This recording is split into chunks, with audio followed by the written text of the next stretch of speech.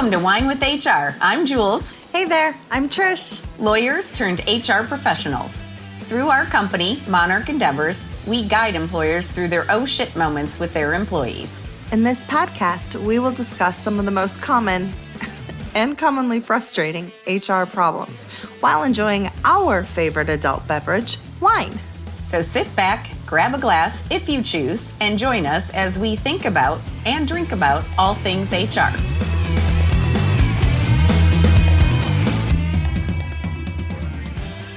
Hello, and welcome to episode 11 of Wine with HR. We're so glad that you joined us yet again, or that you're finding us for the first time. So as you know, our last couple of episodes were very heavy on the law. We focused on important Supreme Court decisions and a lot of legal updates, and they were both pretty long episodes. So we thought you could use a little fun for this episode. So today we're going to talk about some of the hottest trends in HR, employee relations, and management. I am so super excited about this episode. I cannot even tell you.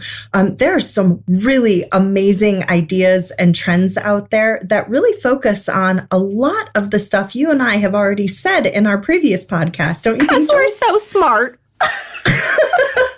Either that or we do a really good job at researching. I don't know. Maybe both. It's because we're so smart. Yeah. I love it. Speaking of smart choices and smart things, what are you drinking, Jules? I don't know that this was a smart choice, but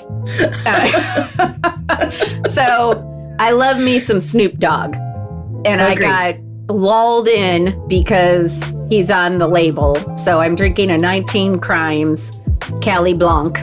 It says it's a Sauvignon Blanc, but no, I don't believe so. So it is not my favorite. I'm going to be brutally honest. It is not my favorite. And I'm not even sure I can tell you why. I think part of it is it does not have that citrusy sort of bitey thing that Sauvignon Blancs have. It tastes more like unoaked Chardonnay, which can be hit or miss with me. So, weird. I mean, I'm sure I'll grow to like it the more I drink it, but I'm not particularly thrilled right now. So, I wonder if Snoop drinks it. Anyone who's out there who knows Snoop, have a link. Let him know. We have some questions for him. We please. have some questions. What are you drinking, Trish? Did you pick something better than me? Yeah, you know what? I had no idea about this one, but my local wine store just got it in. Not that it's a new wine, but they were featuring it. It's called Silk and Spice, and it's a red blend out of Portugal. Ooh. And yeah, so I was really excited about that because I've been trying to learn all about different wine regions so that I can actually have these conversations with you, right? So far, I'm really impressed with this. They describe it, and I totally get this, smooth and juicy. Ooh, okay. Yeah. And then, of course, vanilla, which you know I love. So so far I'm really, really enjoying it. Just had my first couple of sips, but I cannot wait to let it kind of tickle my taste buds as we go through the rest of the episode. I love the name, Silk and Spice. Right? Yes. That's good. Yeah. Sounds like a good one. All right, cool. By the way, to all our listeners, we are keeping a wine list of all the wines that we try and the ones that we really like, and even the ones that we may not enjoy so much. Maybe we can save you from spending the money. Okay. Or if you have a different opinion, tell us why. Well, that would be really interesting. And that's true, because everybody's taste is different, and what one person likes, one person may not, and so I'm just one opinion, but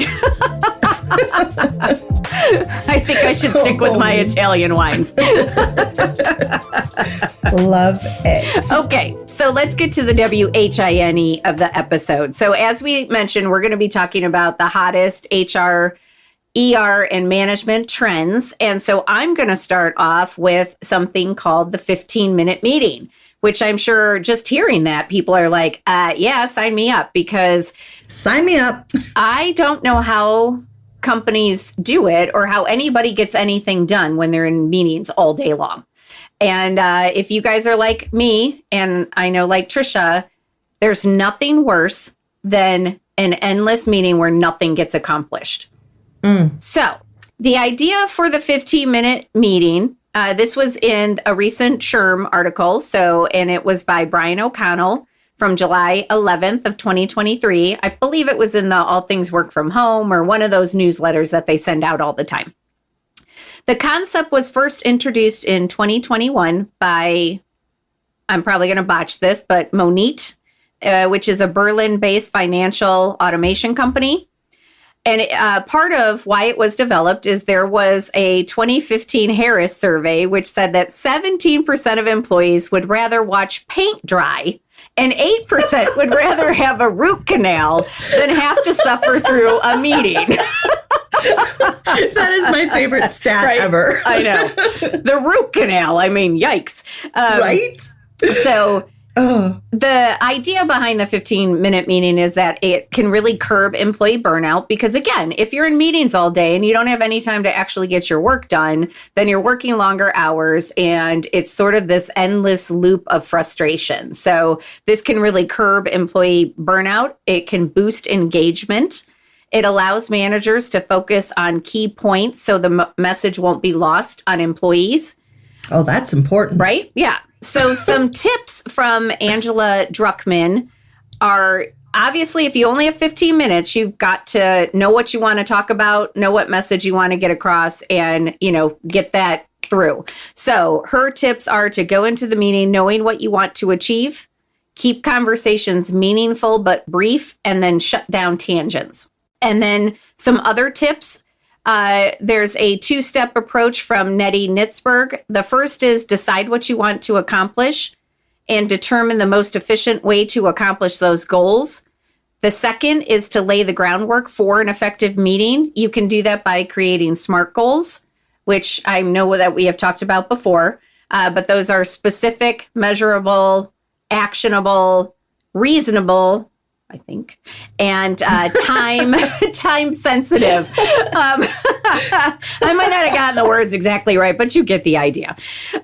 So you also want to identify who must attend these meetings. Others can get notes later. So you really want to narrow it down to the people who are most important to be there. Prepare an agenda and share it and stick to it. I'm a big fan of agendas. Ooh, good one. Yeah. Share the notes and any materials or links in advance and enough in advance that people actually have time to look at them, not 5 minutes before the meeting. Oh, yeah. Hey, there you go. Been there a time or two. And select a timekeeper. So obviously, a 15-minute meeting isn't going to work for all situations because sometimes you're going to need more than that. But I think you can use a lot of these tips for any length meeting and just keep people on schedule and keep them. The tangents are the worst. So you got to keep bringing people back and you got to just going to go there. Yes, you got to keep bringing people back to the focus. And if they bring up something that deserves discussion, you can schedule that for another meeting. But you want to be succinct, to the point, have an agenda, follow it, share those materials well enough in advance that people actually have time to review them when they come. I really like the idea of identifying who must attend too. Mm-hmm. That whole FOMO thing should not even exist when we're talking about employment meetings, right? True. Oh my goodness, I'm sorry. I love you all, but if you're not necessary for a meeting, if you're not necessary to make the decision, then you shouldn't be there. Yeah. Well, and I think a lot of times managers and leaders overcompensate or over-include. Exactly. They want to be inclusive. They also are like, well, it's probably good for them to know, or it's helpful for them to be there, but it isn't always. So kind of narrowing down, again, because you can send the materials later and keep people updated, but you don't necessarily have to have everybody there for every single meeting. I think that's perfect. Mm-hmm. I love that. Can I switch the focus? You can. Awesome. Hot topic. Right. Trish has a hot topic. I keep envisioning these flames coming off of, oh my. All right. So I want to talk about AI. That is some of you are like, nope, gonna turn it off right now. Don't want to even think about it. This is supposed to be human resources. How do we keep the human if we're talking about AI? But the honest truth is that AI doesn't replace the human. It is a tool. When it's used properly, it can actually enhance the HR experience. I don't know where It's taking over. It took over my brain, clearly. So some examples of how AI can be useful. First of all, it can help when you are trying to make some decisions. Think about recruiting, hiring, promotions. This is where AI can help because it could remove the bias from those decisions that leaders or others may have. What they do, or what you would do, is pull forth the analytics and look at what all of this information that you've gathered, again, not you, the AI, and then they can apply it to the different requirements for the job. So focusing on recruiting, hiring, and training, AI can, get this, help you write policies and job descriptions that are designed to entice candidates. I love this, but I do want to caution you, don't just let it write your policy and put it out there. Make sure you speak to your legal counsel or your HR professional who is trained in this kind of stuff to make sure that you haven't run afoul of any of the NLRB decisions or EEOC, et cetera, et cetera. So don't just rely on it 100%. And proofread. Oh, good Lord, yes. Good point.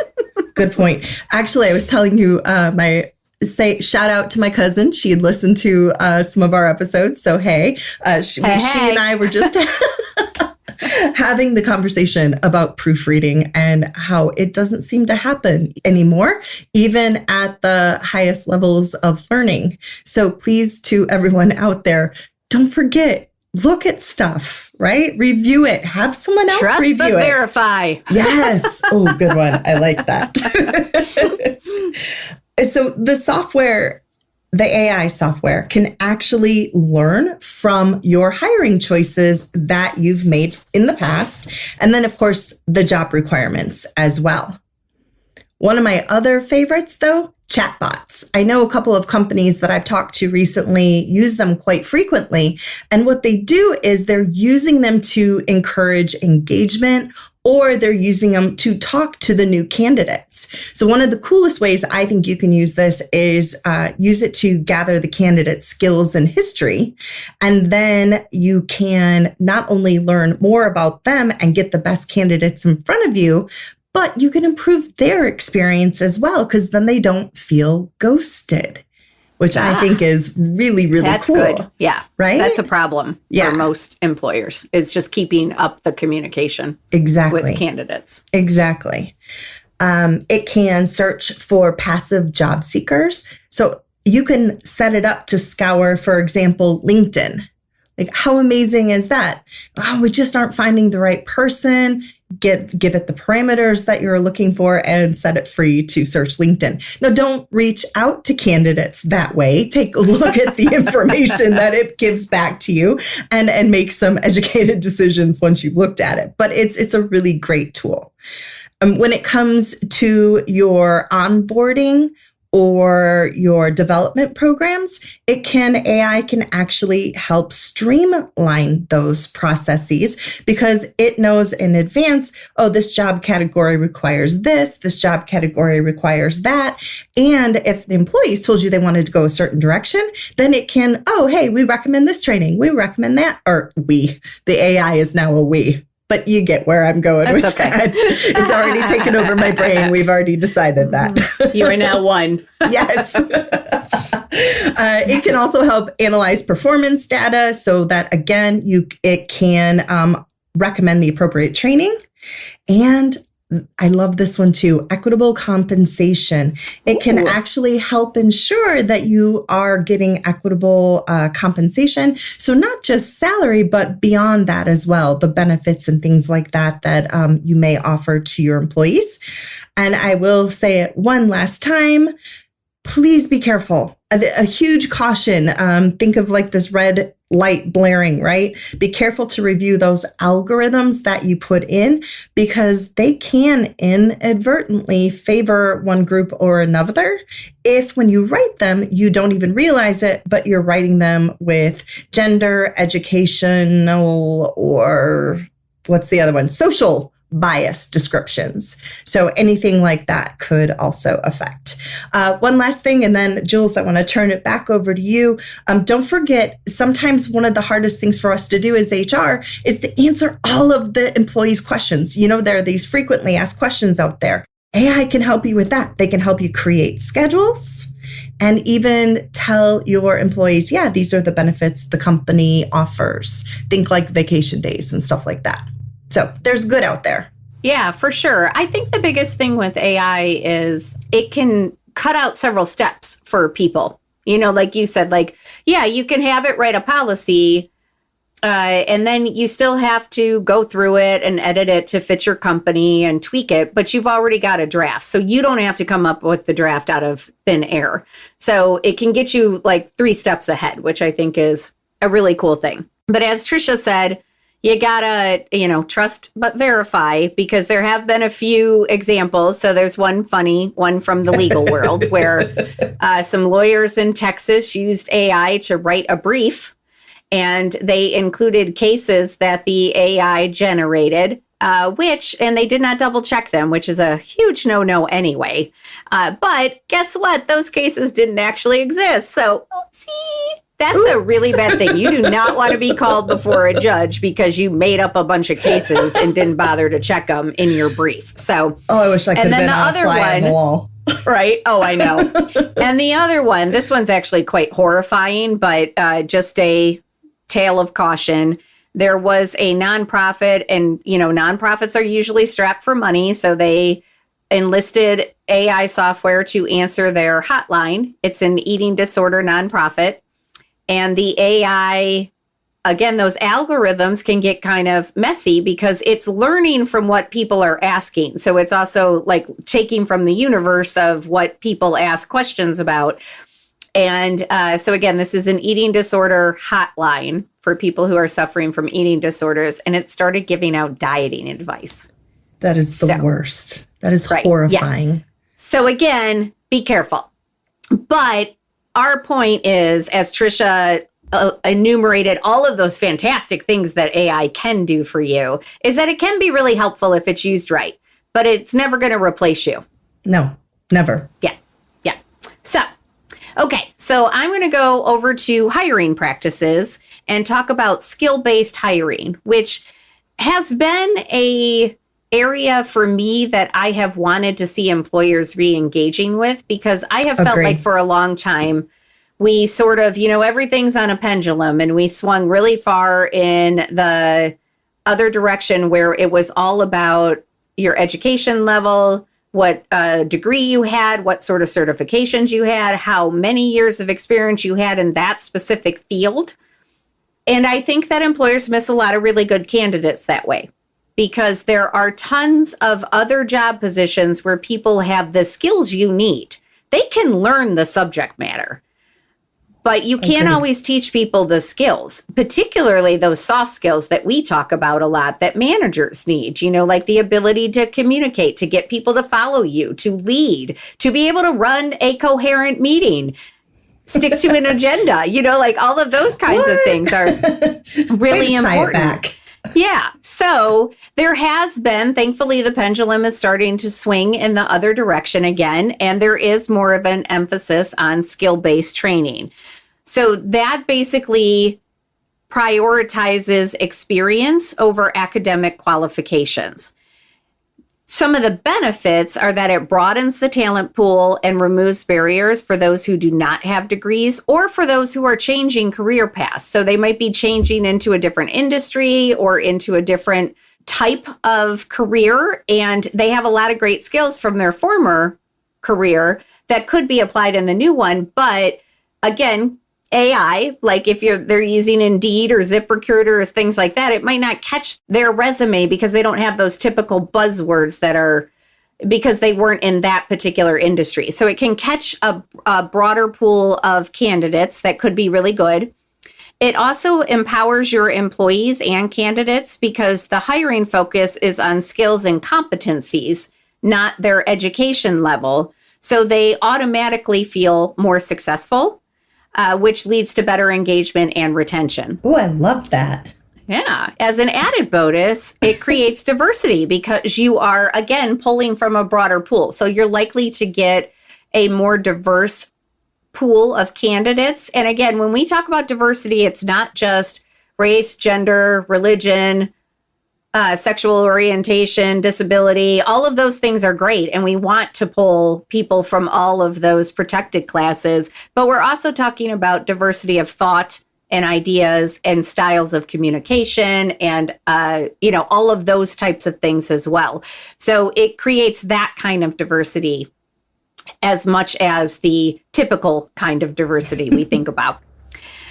So some tips: invest in your current employees. Offer training designed to help your employees learn skills that will prepare them to advance within your company, particularly if you have positions that you're having a hard time filling. So if you have, like, say, a project manager position and maybe you just haven't been able to find candidates, that's something you could train your internal people to do, with the bonus that they already know how your company works. They already know everything. They have that knowledge, which is invaluable. So you can teach them the skills to become a project manager. And they've probably developed a lot of those skills in whatever position they're already in. Hey, by the way, Jules, doesn't that go back to our manager episode? Yeah, of course. Everything goes back to that. I just wanted to point out that to people, like when we're talking about how to grow your employees and to fulfill some of these management positions. If you want to go back and check out that episode, that goes right along with what Julie was saying. Yes. And ideally, the training will help them develop both personally and professionally. Because then you're going to also be developing and giving people those leadership skills so that they can be good people managers. Again, going back to our manager episode. So I also want to point out that a recent Forbes article, Top 10 HR Trends for the 2023 Workplace. In that article, Jean Meister mentioned the Pearson Skills Outlook report on power skills. And there were 5 in particular that they mentioned that are power skills in 2023. And those included, this is not going to surprise anybody who's been listening to our podcast, but communication was number 1, customer service, leadership, attention to detail, and collaboration. And they expect personal learning, achievement focus, and cultural and social intelligence to be included in this list by 2026. So all of the above focus on being human. Again, human resources. We can't let go of the human. It's very, very important. So being human, being empathetic, adaptive, and there's been this shift where leadership has gone, or should be going, from barking orders or issuing tickets, as we sometimes call it, to true communication, where you're actually relating to your employees, learning what makes them tick, collaborating with them, and recognizing their achievements when appropriate. Before I move on, Jules, I have a really, really awesome example of this and what I hope none of our listeners ever do. I went to high school with this gentleman, and on Facebook recently, or within the last few months, he posted something. He went for a job interview, and this person had been in our armed forces for, I believe, over the last 20 to 25 years. Okay, just to give you an idea. Not to age ourselves or anything like that, right? We never want to do that. But they had done this, and then they were doing something either directly related or the exact skills that this company was looking for. And the hiring person told him that they weren't going to consider him, get this, because he didn't have a degree.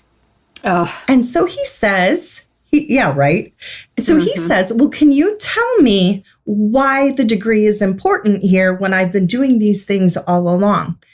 Her answer was that it showed dedication and drive, and then something else, I think. And I was like, and being in the military for 20 some years doesn't? Yeah, what is wrong? Yeah. If anyone could see her out there, she is cringing as far away from the camera as she could actually get. Yeah. Like, it was the worst. And I have been holding on to that on his behalf because that has just frustrated me to no end. So I just really want to remind everyone out there, please don't be whatever that company was. Okay? Yeah, that one hurt. Right? Oh, I was devastated when I read that. All right. So what we do want you to be is a company that focuses on employee wellness and has not just like benefits from the traditional standpoint, but like health benefits. We're talking about helping your employees deal with everything, not only inside work, but outside of work as well. Those employees that experience stress at work, we find that it actually doesn't just impact their relationship at work with their coworkers, but also then with their friends and with their family. So this is something that we as employers want to address. Going back to that Forbes article, I thought this was super interesting. So they referenced a recent Surgeon General report on mental health and well-being, and it said that 81% of workers will be looking for workplaces that support mental health. I thought that was pretty incredible. I think that's great because it shows that the stigma about mental health is diminishing. Exactly. And not only that, but they're really encouraging people to use those benefits. We're going to talk about a couple of different types coming up, but one of my favorites is mental health days. I know companies that give one a quarter. I know companies that say, well, yeah, technically we're giving you one a quarter, but you can use them for anything you want. And so, or whenever you want. So those could be like, if your mental health day is spending the day out on a sailboat, go for it. If it's going to a Browns game for all of our Cleveland fans out there, I don't know if that's really good for your mental health, but we love them. Right? Yeah. Oh, if might come out of that more depressed. Yeah.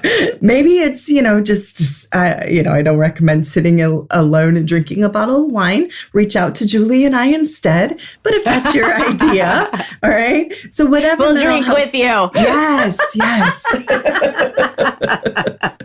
So whatever your idea of mental health is, they say, so it's like not one of those things where people can be like, oh, I saw what they posted on Instagram or Snapchat or Facebook or whatever it is that you use. It's mental health is what's best for you. So I love those.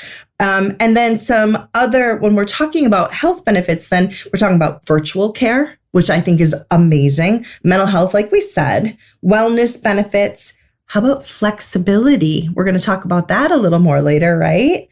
And then women-centered health, which I think is a great new trend that we're starting to see, addressing some of those special healthcare issues that women face, which again, going back to our last episode, even the courts and our legislature starting to recognize. So that's pretty amazing. We are also talking about employee resource groups. This is one of my favorites. I will talk about it a little more later. But remember, these are the things that offer all of your employees a place to discuss the challenges that they're facing, ways to overcome those challenges, or simply a place to say, this is what I'm experiencing. I feel so alone, and have everybody else raise their hand and go, honey, you're not alone. Like, I'm feeling this as well. And they have found that this can be extremely, extremely beneficial for your employees. Can we create one for aging parents? Yes, we can. As you and I both are dealing with that. Amen. Yep. And that really does, let's be serious though, it really does impact our ability for those of you who, don't have the ability to work from home, or you're under tight deadlines, knowing that you have this aging parent that you have to help with, whether, that means just running over and helping them at night or driving a particular distance to be able to get that to them. Julie and I both live within, 2 to 5 hours of our parents, and we know what that can be like and how it can be disruptive, both professionally and personally. We love them and we're going to do it, but do you work for a company that understands that, or are you a company that is being understanding of your employees? Yeah, I am currently recording this episode from my childhood bedroom. I just want to say how much I love that.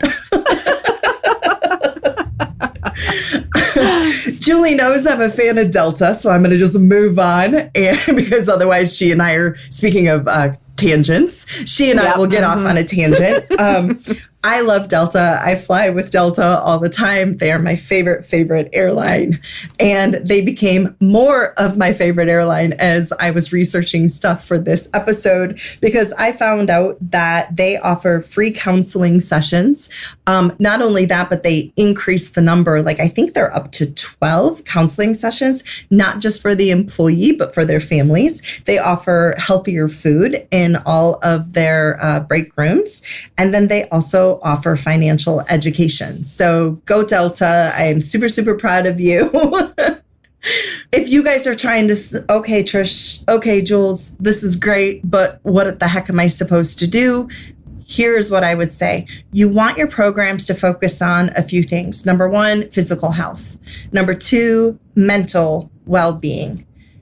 Don't forget about financial fitness. For a lot of people, that financial fitness causes a great deal of stress. Social health and community service. One of the best ways for people to start feeling better about themselves is to be of service to others. So, just a quick thing. If you want to learn more about that, SHRM is offering a webcast. It's actually going to be August 23rd. This episode will not air until after that, but I do believe that you will be able to access those on the SHRM webcast page. So I would highly suggest going in and checking that out. Again, it's called An Employee Perspective: Should I Stay or Should I Go? So it's addressing those wellness programs. Great.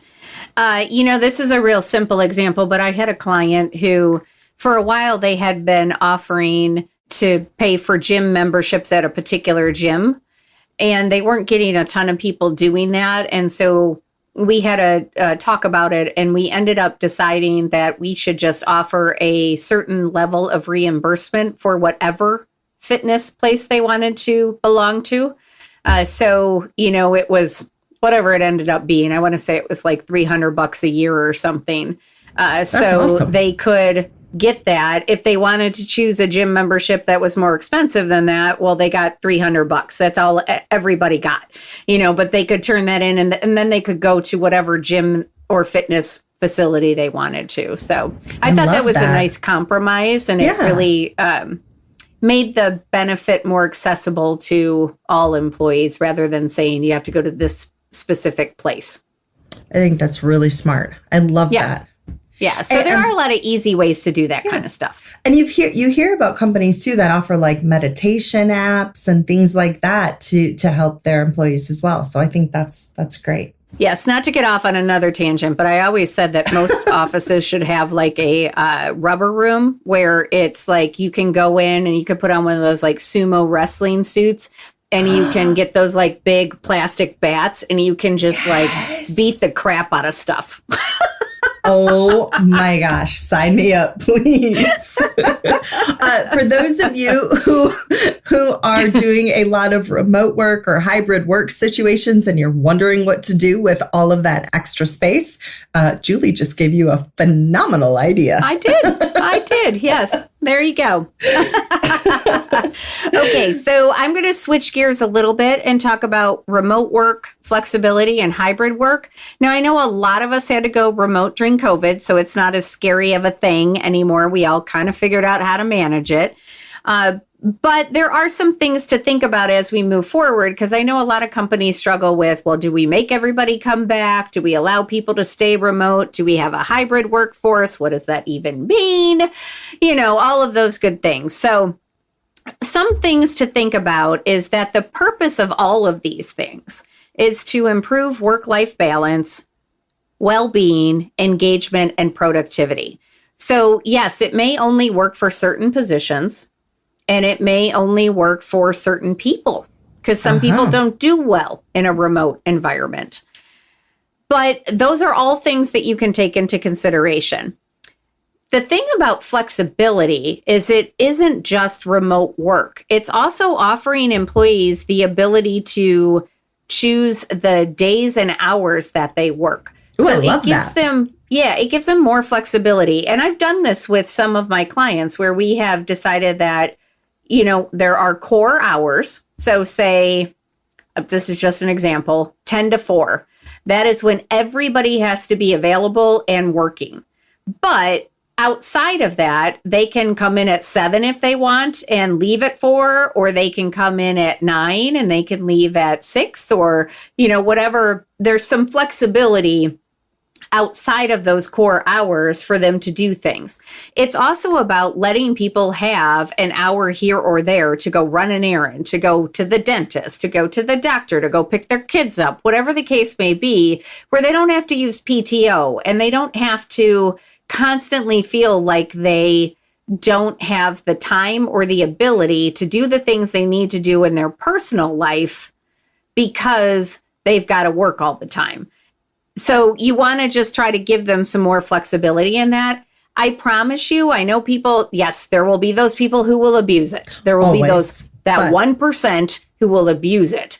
But the vast majority of people will stay with you longer. They will work harder for you, and they will be more productive when they are working because they aren't stressed out trying to figure out how to get all the rest of that stuff done.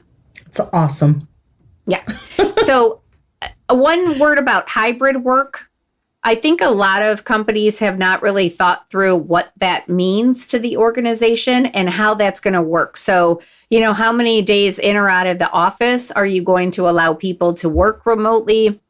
What tools are needed? Do you have a way for those people who are working remotely to actively participate in things? Or are you just in a conference room with 10 people in person and you have them on speakerphone and they feel completely disconnected and not really able to engage? Some other things, again, are there core working hours? How will you create collaboration or team events?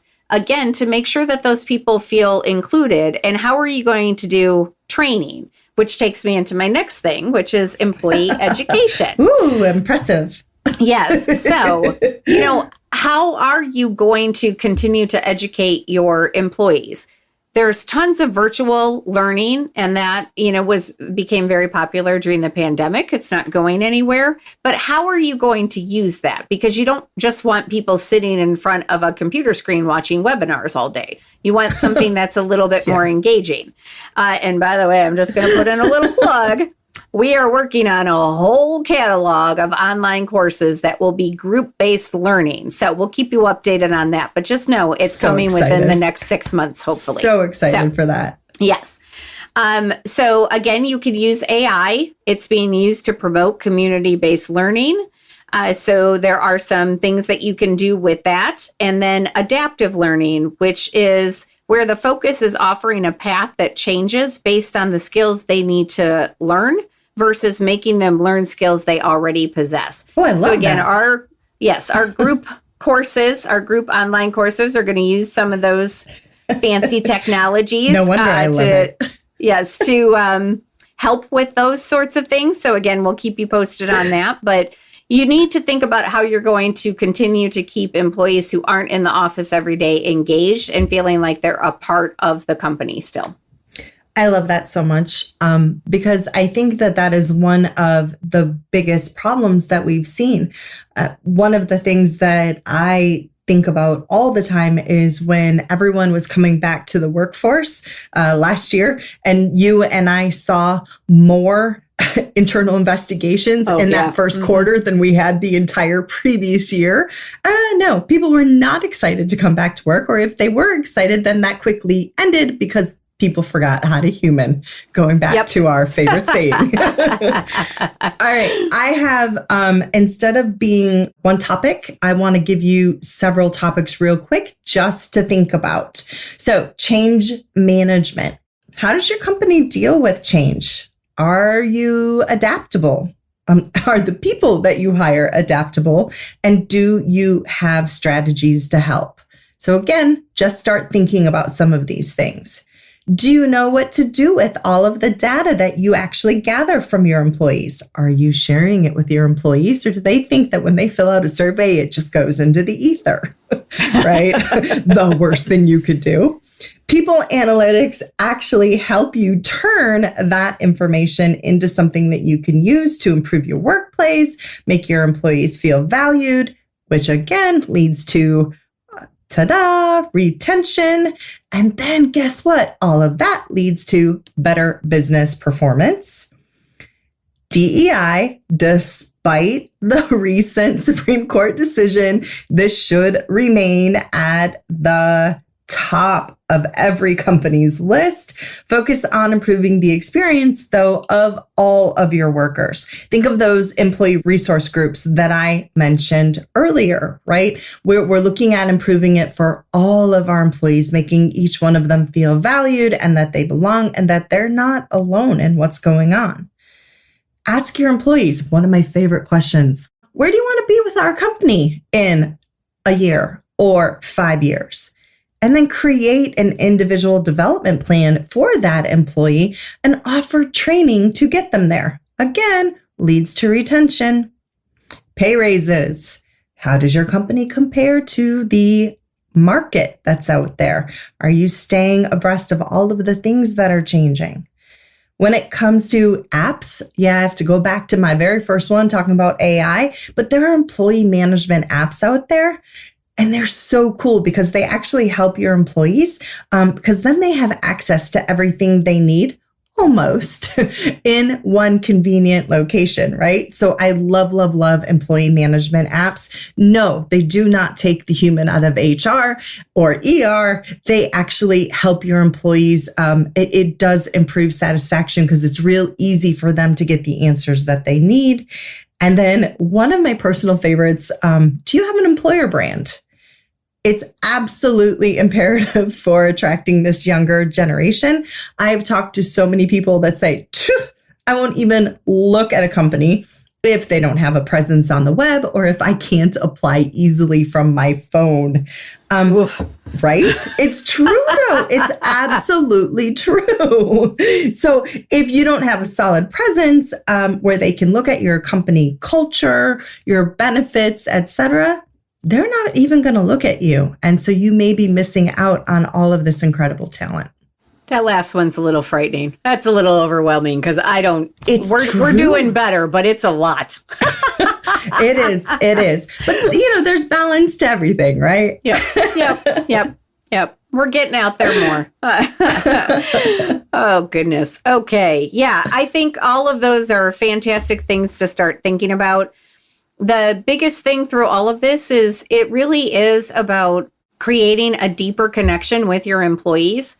I think for a long time, the sentiment has been, you know what, you're here to do a job. We don't really need to care about you as a person. Yeah. And that just doesn't work anymore. No way. No, ma'am. And as we have talked about many, many times, COVID wrecked all of us. It just wrecked all of us. Personally, professionally, all of it. And people are still coming out of it. And we have to find different ways to relate to each other. And one of the things, Trisha mentioned it a few minutes ago, but we talk about it all the time. People have forgotten how to human, and we're going to do a whole episode on that at some point. But people really have. We've forgotten how to just talk to each other, how to relate to each other, how to have compassion and show each other grace. And we need to start doing more of that. And that's what's really underlies all of the things that we're talking about today is just caring about your employees, because they are real people with real feelings and families, and those families might look different. Each employee's family might look different. You know, some may have kids, some may have cats. Right here, 3 cats, no kids. And dogs. And dogs, you know.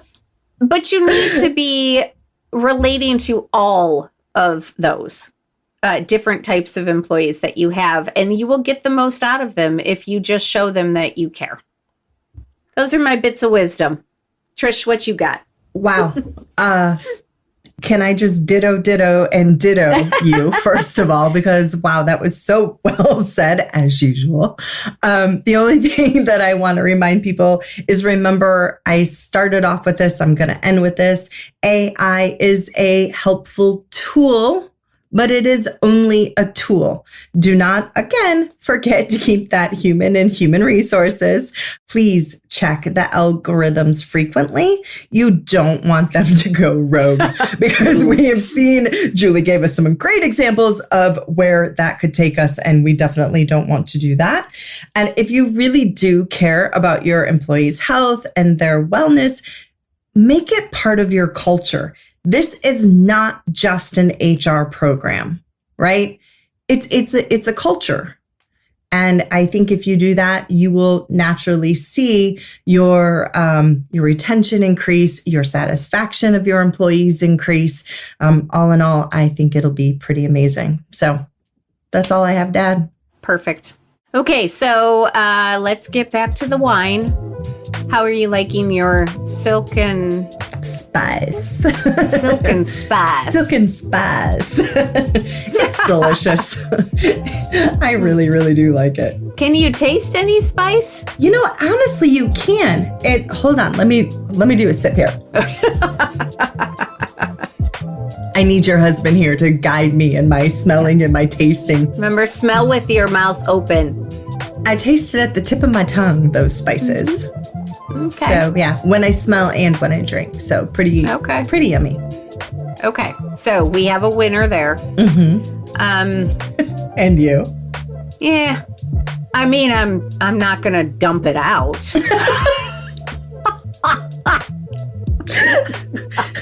Snoop is grateful. But I would not buy it again. Fair enough. Well, it's, hey, and to help you out again, remember my last one with the Merlot. Merlot's not my favorite, but I think that there are people out there that would really enjoy it. Yep. You win some, you lose some. Exactly. If the worst thing that happens to me today is I have a not great bottle of wine, it's okay. Not glass, bottle. Yeah, I know. Intentional right there. Intentional. Yep. All right. Thank you so much for joining us. We hope this episode was a little more lighthearted and gave you some ideas about things you might be able to go and implement at your company. As always, we want wine recommendations. We want to hear your questions. We want to hear ideas you have for future episodes. And anything else you want to tell us. So our contact information is in the show notes. Please tell your friends to listen to Wine with HR and tell them to subscribe wherever they get their podcasts. Trish, you got any last words? Just cheers.